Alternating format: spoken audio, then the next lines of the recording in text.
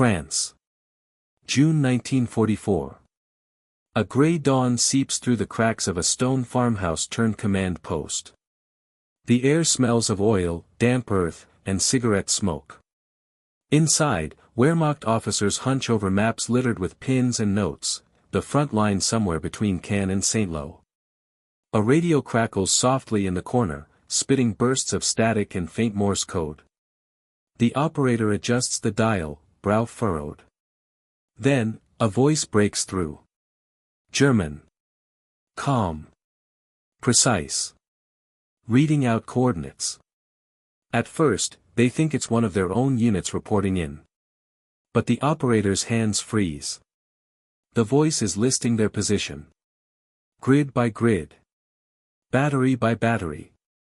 Every man in the room goes still. The officer in charge stares at the radio, disbelief tightening his jaw. How? Who is transmitting this? He demands.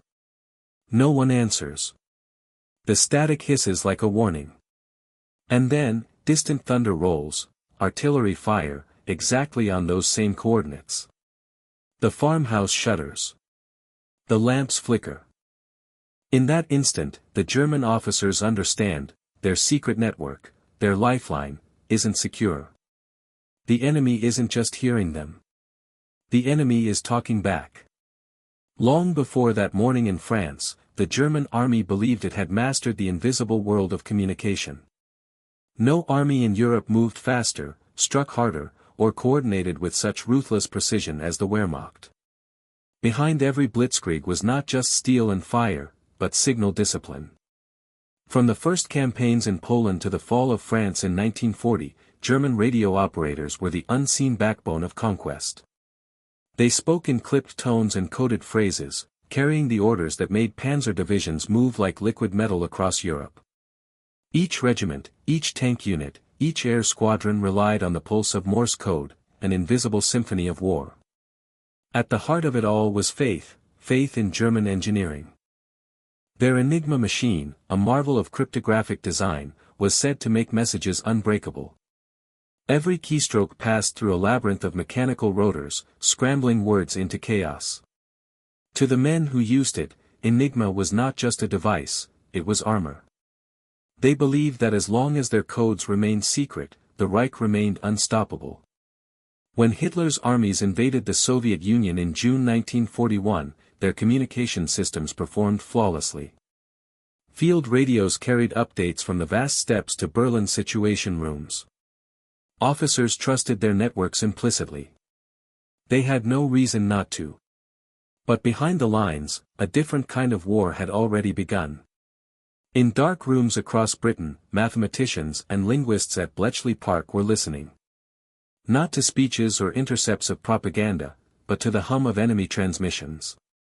Every German signal that bounced across the airwaves was caught, recorded, and studied.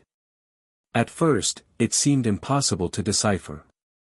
The Enigma's settings changed daily, 150 quintillion possible combinations. But slowly, methodically, the Allies built a map of patterns.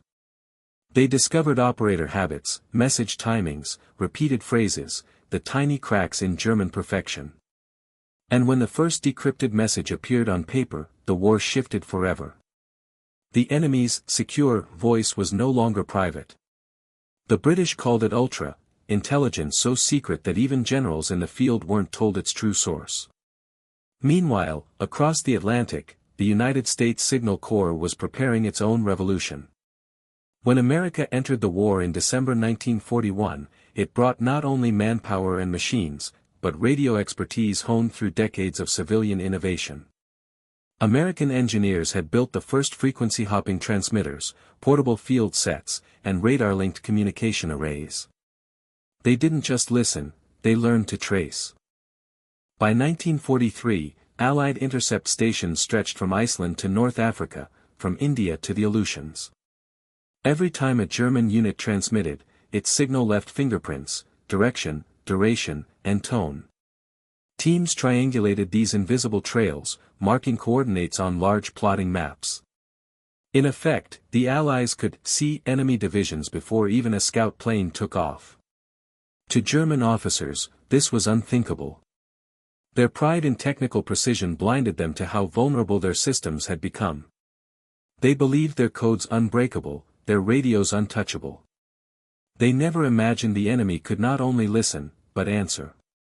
Inside occupied France, this illusion remained strong. Field headquarters routinely transmitted detailed reports, assuming the airwaves were safe. They used standard call signs, frequencies, and cipher patterns. But as the Allies prepared for their great return to Europe, Operation Overlord, they had already mapped much of the Wehrmacht's communication web. From the coded chatter of coastal batteries to the whisper of Luftwaffe logistics, nothing went unheard. Every transmission was a breadcrumb. Every officer's voice, a clue. The Germans believed they were directing the front. In truth, they were guiding their own undoing. The faith in enigma, the arrogance of early victory, and the blindness to evolving technology all converged into one fatal assumption, that control of the airwaves meant control of the war. But the Allies were about to prove otherwise. And their counterattack would be launched not with guns or tanks, but with sound. By 1943, the war had reached a new kind of battlefield, one that could not be seen, touched, or mapped. It hummed above Europe and across the oceans, carried on invisible waves of radio energy. And in this unseen domain, the Allies were quietly preparing their greatest advantage. The British had already cracked Enigma, but decryption alone wasn't enough. To win, they needed control of information itself. That meant not only listening to the Germans, but shaping what they heard. Across southern England, small huts disguised as farmhouses held secret units of the Royal Signals and U.S. Army Signal Intelligence Service. They monitored frequencies day and night, cataloging German patterns, locating transmitters, and studying the habits of every enemy operator. They began to notice that the Wehrmacht followed predictable timing, daily situation reports, weather codes, and routine roll calls. This rhythm made them traceable, predictable, vulnerable. The Allies began to weaponize that predictability. In early 1944, as D-Day drew near, British and American engineers launched a massive deception network known as Operation Fortitude. Its mission, to convince the Germans that the main invasion would come not at Normandy, but at Pas-de-Calais, far to the northeast. To achieve this illusion, the Allies built an entire fake army, the first U.S. Army Group, Fusag, complete with inflatable tanks, dummy camps, and staged radio chatter. But the heart of the deception wasn't the props. It was the sound. Signal operators created thousands of counterfeit messages between imaginary divisions. They mimicked authentic German intelligence chatter, frequency changes, and communication discipline, even simulating call signs of real American commanders. From the German perspective, the radio waves above England told a clear story: a vast force was gathering near Dover. And that is exactly what Berlin believed. At the same time, radar, once dismissed by German scientists as unreliable, had become the nervous system of Allied air power. Each radar array pulsed across the channel, tracking Luftwaffe flights, guiding night interceptors, and coordinating bomber streams. The Germans tried to jam them with bursts of noise, but the Allies adapted quickly, shifting frequencies and learning from every attempt. When the U.S. Army Signal Corps deployed in Normandy, it carried equipment beyond anything the Wehrmacht possessed: lightweight SCR-300 backpack radios that allowed infantry to talk directly to tanks and aircraft. Mobile direction-finding vans that could pinpoint enemy signals in minutes. And airborne command relays, the first practical radio networks in 3 dimensions. This seamless coordination allowed American units to respond faster than ever before. German divisions, slowed by chain-of-command delays and rigid encryption procedures, often fought blind, while the Allies adjusted on the fly, guided by clear, real-time communication. The difference was not courage. It was clarity. But perhaps the most devastating blow came from a quiet war fought in sound: the radio deception units. These teams didn't just intercept German messages. They answered them. In perfect German, using captured call signs, Allied operators could impersonate field officers, request position reports, or redirect units entirely. A single false transmission could reroute a convoy or expose an entire division's location. Sometimes the goal wasn't even accuracy, it was confusion. Messages were subtly altered, repeated with delay, or replayed in the wrong sequence, sowing distrust within the German command network. By mid-1944, Wehrmacht officers in France began to notice a pattern. Their orders were being anticipated. Their supply lines, ambushed with uncanny precision.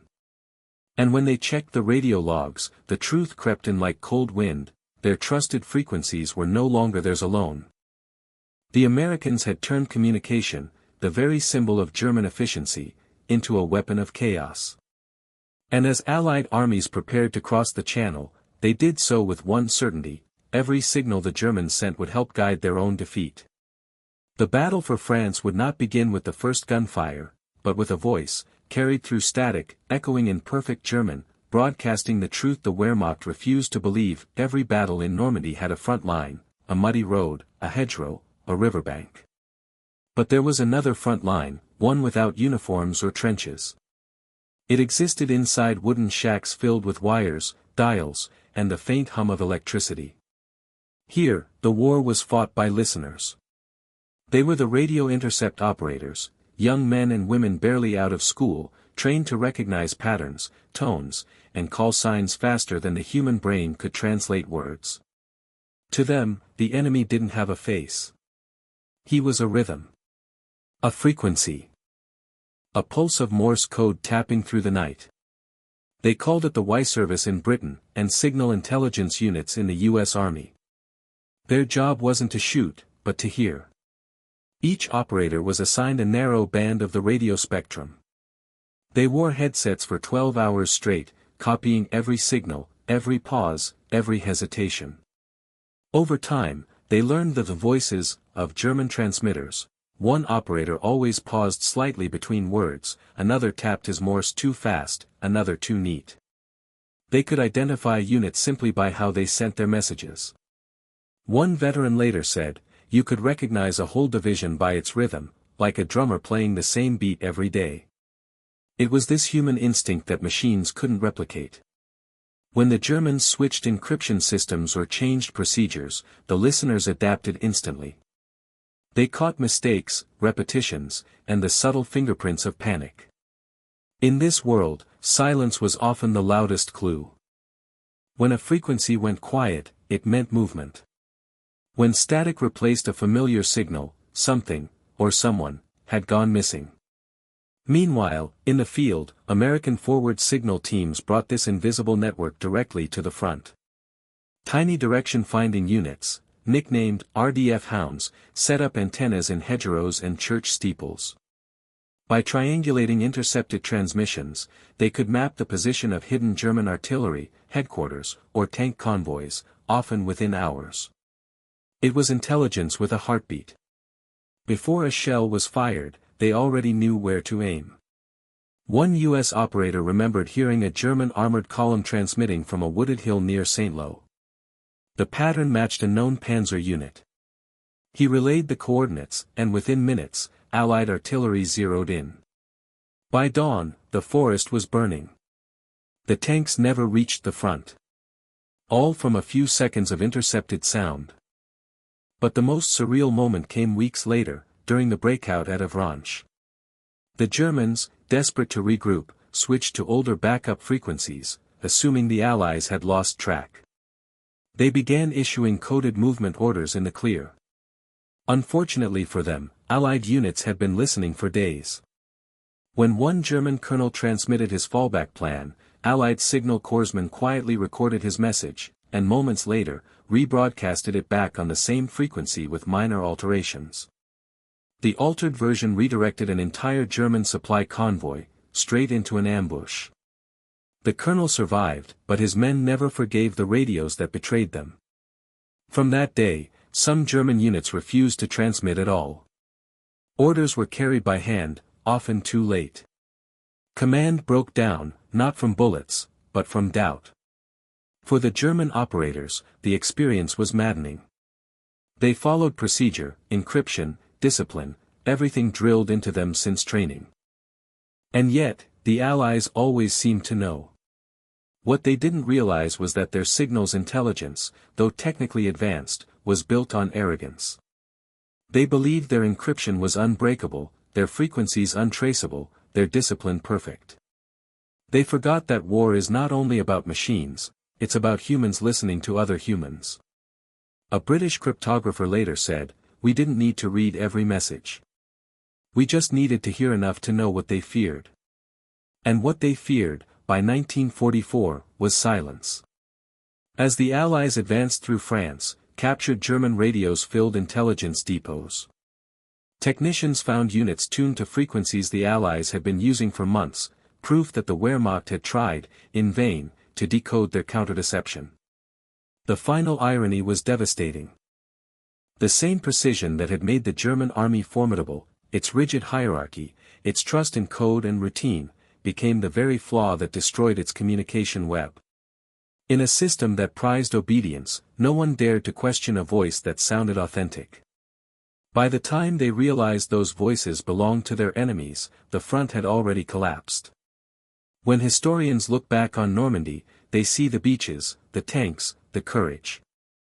But hidden in the static was another kind of bravery, the quiet endurance of those who sat in dark rooms, headphones pressed tight, hearing the world end in dots and dashes. They fought with patience, precision, and sound. They were the soldiers who heard the war before it happened. And their victory wasn't written in blood, but in silence. August 1944. The war in France was shifting. German lines were folding inward, like paper burning from the edges. Convoys of shattered vehicles littered the roads, engines silent, radios broken, antennas twisted like snapped bones.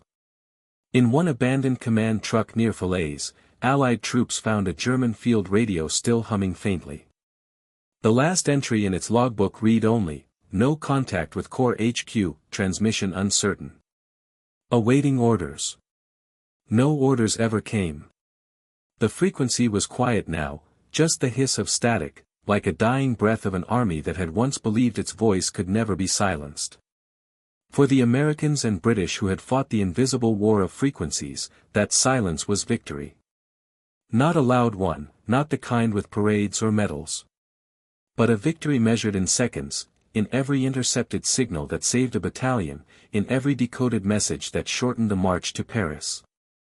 When the guns finally ceased, many of the radio men simply took off their headphones and stared at the quiet. Some said it felt wrong, as if the world itself had stopped speaking. In debriefings, Allied officers credited air power, tanks, and logistics for their rapid advance. But in secret reports marked classified, a quiet acknowledgement appeared again and again: radio intelligence was decisive. The battlefield of sound had been invisible, but it had turned the tide.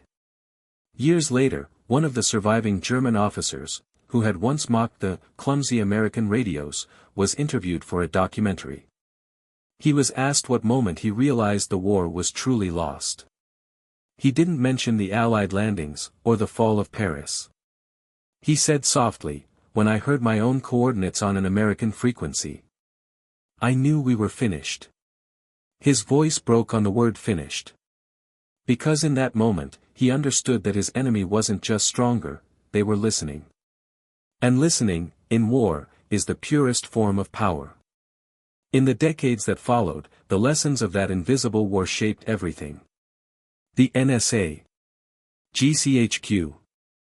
The vast global web of listening posts that now circle the earth. Every modern conflict, from Korea to Ukraine, carries the same echo: control the airwaves, and you control the truth. But the story of those first battles of sound remains largely untold, overshadowed by tanks and generals. Yet behind every great offensive, there was always a man or woman in a small room, hearing patterns no one else could hear, writing signals no one else would see. They were anonymous, unseen, and essential. Today, the static of the 1940s has long faded, the Morse code replaced by digital noise. But if you listen closely, somewhere deep in the archives of forgotten frequencies, you might still catch the faint pulse of those transmissions, a voice whispering through time, coordinates echoing across the years. Not of defeat, but of revelation. Because in that one moment, when German officers heard their own coordinates broadcast back, the war of machines ended, and the war of minds began. And from that day forward, no commander, no army, no nation could ever again feel safe behind the sound of its own signal.